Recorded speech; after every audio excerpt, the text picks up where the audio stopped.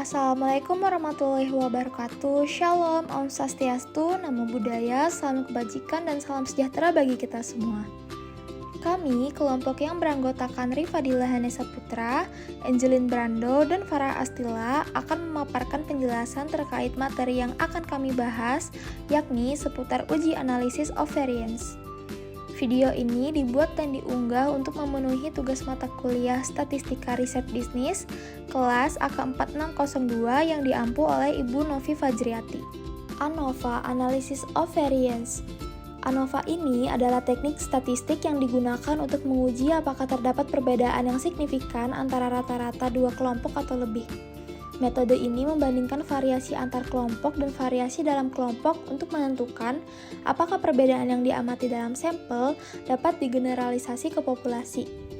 Jika variasi antara kelompok lebih besar dibandingkan variasi dalam kelompok, maka dapat disimpulkan bahwa perbedaan antar rata-rata kelompok tersebut tidak terjadi secara kebetulan. ANOVA merupakan pengembangan dari uji T yang hanya membandingkan dua kelompok, sehingga lebih efisien ketika jumlah kelompok yang dianalisis lebih dari dua.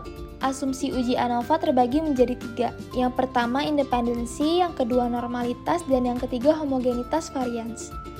Untuk independensi, data setiap kelompok tidak saling mempengaruhi. Dengan kata lain, tidak ada hubungan atau ketergantungan antara data antar kelompok. Yang kedua, normalitas. Data setiap kelompok berdistribusi normal. Jika ukuran sampel cukup besar, pelanggaran kecil terhadap asumsi normalitas mungkin tidak terlalu berpengaruh. Yang ketiga, homogenitas varians. Varians antar kelompok data sama. Jika variansnya berbeda jauh, maka hasil ANOVA bisa menyesatkan karena F statistik menjadi tidak akurat. Selanjutnya pembahasan tentang distribusi F. Distribusi F adalah distribusi probabilitas yang digunakan pada uji ANOVA. Distribusi ini digunakan untuk membandingkan rata-rata dari beberapa populasi sekaligus dan menentukan apakah perbedaannya signifikan secara statistik. Bentuk kurva distribusi F bergantung pada dua derajat bebas, yaitu DF pembilang dan DF penyebut. Seiring meningkatnya derajat bebas, puncak kurva akan bergeser ke kanan dan bentuknya akan menjadi lebih datar. Hal ini menunjukkan bahwa semakin besar sampel, semakin stabil distribusi F yang terbentuk. Berikut ada penampakan dari tabel distribusi F. Tabel distribusi F ini digunakan untuk menunjukkan nilai F tabel dalam uji ANOVA. Tabel ini memiliki dua komponen penting, yaitu derajat bebas pembilang di baris atas dan derajat bebas penyebut di kolom samping. Jenis ANOVA. Jenis ANOVA itu ada 4. Yang pertama, one way ANOVA, two way ANOVA, yang ketiga adalah repeated measures ANOVA, dan yang keempat adalah mixed design ANOVA. Tapi yang akan kita bahas di sini adalah dua jenis yang paling utama, yaitu one way ANOVA dan two way ANOVA. Yang pertama yaitu one way ANOVA. One way ANOVA ini adalah metode statistik untuk menguji perbedaan rata-rata antara 3 atau lebih kelompok berdasarkan satu faktor. Contohnya, jika mahasiswa diajar dengan 3 metode berbeda, maka hanya metode yang menjadi faktor. Namun, jika 3 dosen menggunakan 3 metode berbeda, maka akan ada 2 faktor, yaitu metode dan dosen. Asumsi one way ANOVA itu meliputi yang pertama, populasi terdistribusi normal, yang kedua, memiliki ragam yang sama, dan yang ketiga, sampel diambil secara acak dan independen. Daerah penolakan uji ini berada di ekor kanan distribusi F.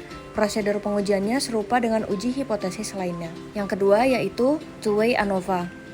Two-way ANOVA adalah metode statistik yang digunakan untuk menganalisis pengaruh dua faktor independen terhadap satu variabel dependen atau hasil atau respons, serta untuk menguji apakah ada interaksi antara kedua faktor tersebut.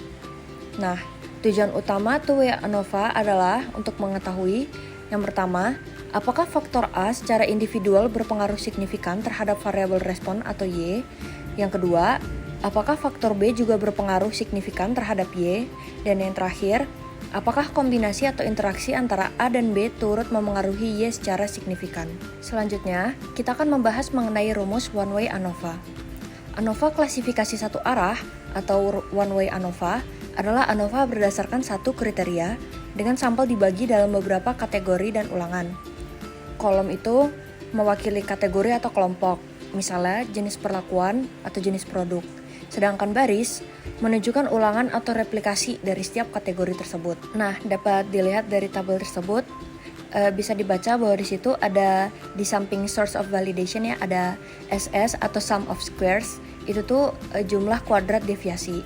Lalu SSB atau sum of between samples adalah variasi antar kelompok.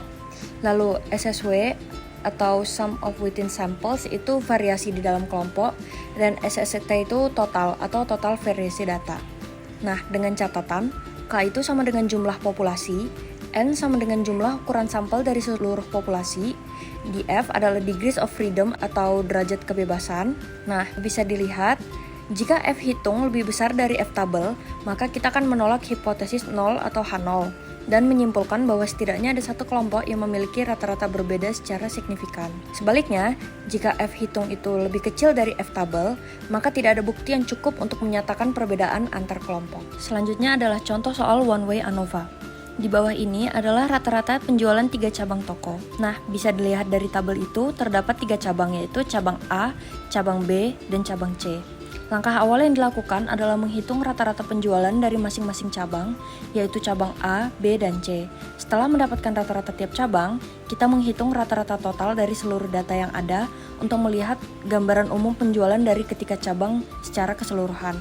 Nah, dapat dilihat dari perhitungannya, yakni rumus menghitung rata-rata yaitu menjumlahkan seluruh nilai dari satu cabang lalu dibagi dengan jumlah nilai tersebut. Dapat dilihat dari contohnya cabang A, yaitu 20 ditambah 22 ditambah 21 dibagi dengan 3, yaitu jumlah data sama dengan 21.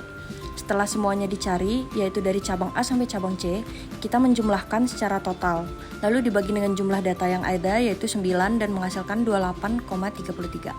Selanjutnya, setelah kita mendapatkan rata-rata masing-masing cabang dan rata-rata total, yaitu kita akan menghitung SSB atau sum of squares between, dan SSW yaitu sum of squares within.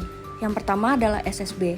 Rumus SSB sendiri yaitu N sigma dalam kurung X rata-rata I atau rata-rata tiap cabang dikurang dengan X rata-rata total atau rata-rata total seluruh data tutup kurung dikuadratkan. Nah, dapat terlihat SSB-nya memiliki hasil 207,63.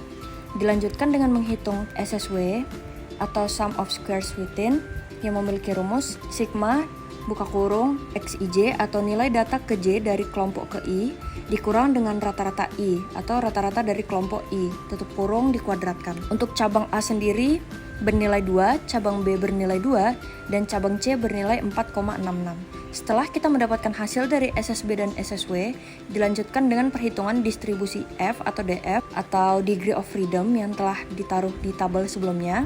Lalu ada MSB, MSW, dan kita akan menghitung berapa F-nya untuk dibandingkan dengan F tabel. Nah, kita akan menghitung degree of freedom 1 yang memiliki rumus K dikurang 1, yaitu sama dengan 2, dan degree of freedom 2 yang memiliki rumus N kurang K yang bernilai 6.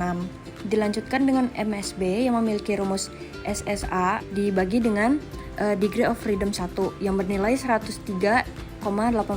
Dilanjutkan dengan MSW sama dengan SSE atau SSW dibagi dengan degree of freedom 2 yang bernilai 1,44. Dan yang terakhir kita mencari F hitungnya yang berumus MSB dibagi dengan MSW yang bernilai 72,9.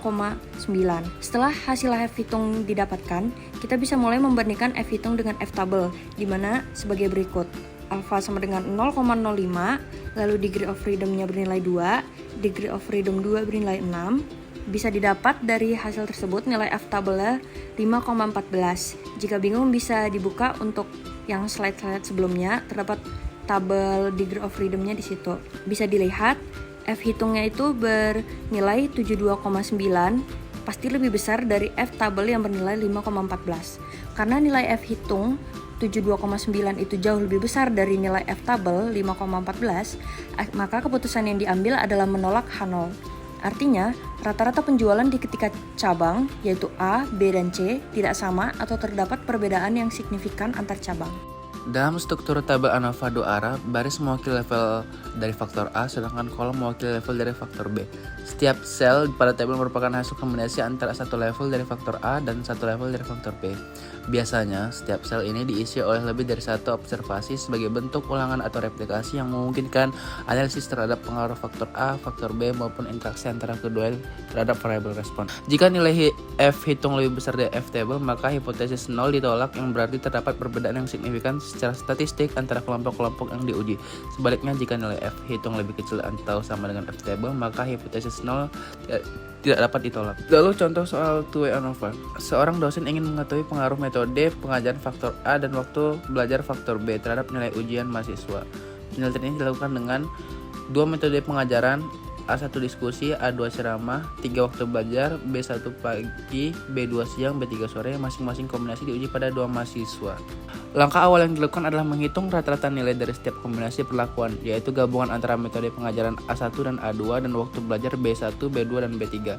Setiap kombinasi seperti A1, B1, A1, B2, dan seterusnya memiliki 2 nilai yang kemudian dirata-ratakan untuk mendapatkan nilai tengah dari masing-masing kelompok. Langkah ini penting untuk melihat bagaimana performa tiap kelompok secara individu sebelum melihat pengaruh faktor-faktor secara keseluruhan. Setelah itu dihitung rata-rata marginal untuk masing-masing tingkat faktor A, metode pengajaran, dan faktor B waktu belajar. Rata-rata ini menunjukkan pengaruh umum dari setiap metode dan waktu belajar terhadap nilai, terlepas dari kombinasi pasangannya. SSA, sum of square untuk faktor A, mengukur seberapa besar pengaruh metode pengajaran terhadap nilai. Rumusnya melibatkan selisih antara rata-rata masing-masing metode A1 dan A2 dengan grand mean, kemudian dikuadratkan dan dikalikan dengan jumlah pengamatan pada masing-masing metode. SSB, sum of squares untuk faktor B, mengukur pengaruh waktu belajar, dihitung dengan cara yang sama seperti SSA, namun berdasarkan rata-rata waktu belajar B1, B2, dan B3. SSAB, sum of square untuk interaksi A dan B, mengukur apakah terdapat interaksi antara metode pengajaran dan waktu belajar, yaitu apakah efek metode pengajaran tergantung pada waktu belajar yang digunakan. Nilainya diperoleh dari variasi antar kombinasi seperti A1, B1, A1, B2, dan seterusnya, yang tidak bisa dijelaskan hanya oleh efek A dan B saja.